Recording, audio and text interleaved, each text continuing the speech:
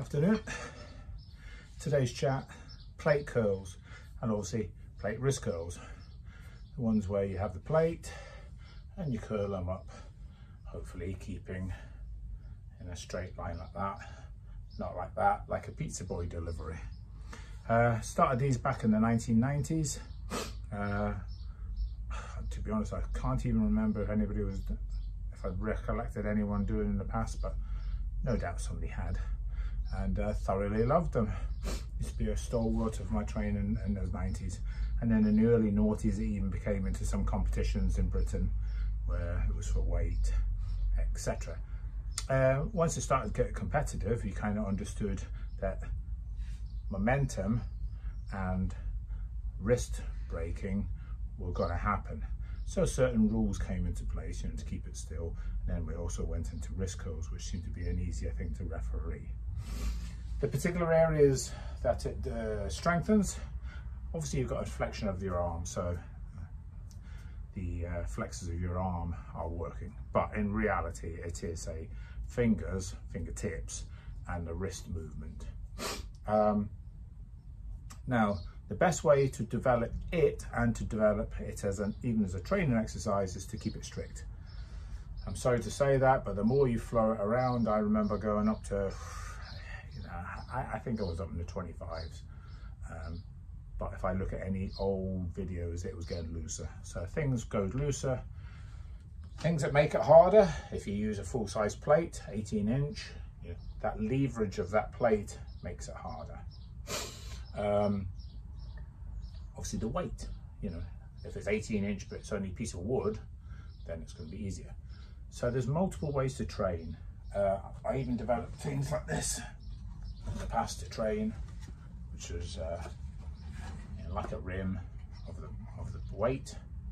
It's quite a big one actually, but I wanted the weight to be far out here, so you can train this one.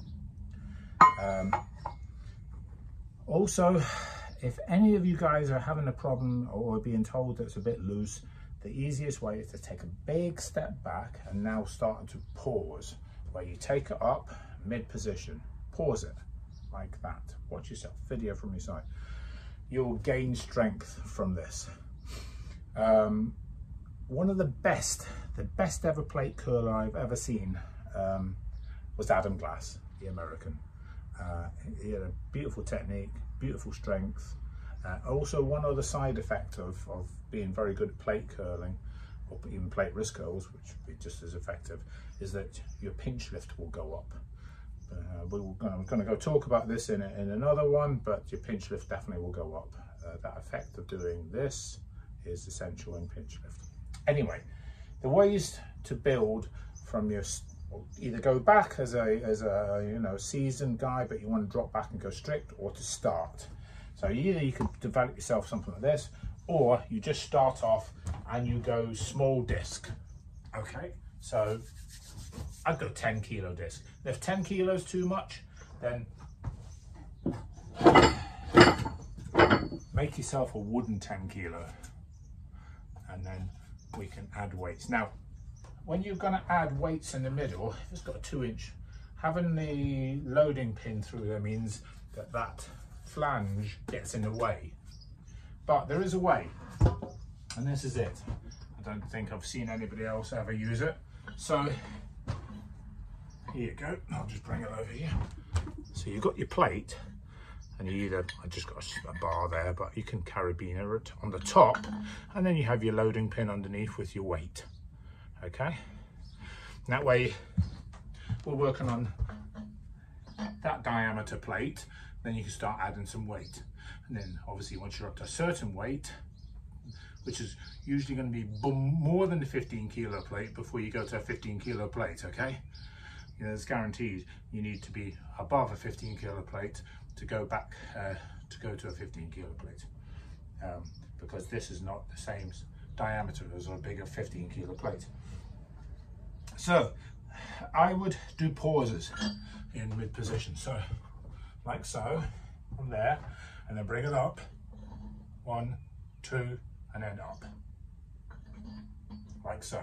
I would keep it that strict so that you're you are really working not with speed past the hard part. The hard part is the middle, that middle section. This is not hard, and up here is not hard, but here is the hardest part. You can see it. So that would be my advice. Up, a couple seconds, hold there, carry on a little bit further. I wouldn't bother going too far, but it's this mid position that is the hard part.